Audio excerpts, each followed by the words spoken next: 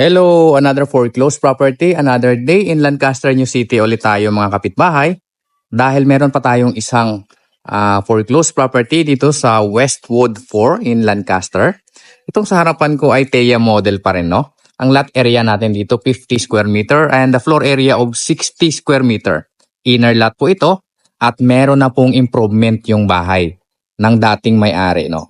Kaya konti na lang yung ayusan nyo dito kasi ang presyo po ng bahay na to 2,430,000 pesos lang. Wow, mura na ito dahil meron na siyang improvement. Kunti na lang yung ipapaayos nyo dito, pwede nang tirahan ng bahay. So pasukin agad natin, no? Ang property line ninyo magmumula dito sa pader, ayan, hanggang dito po sa pader.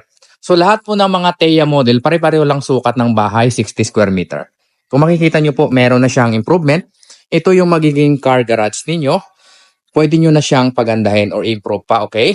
Ang ginawa kasi ng dating may-ari, pinalagyan niya ng tiles at saka semento ito.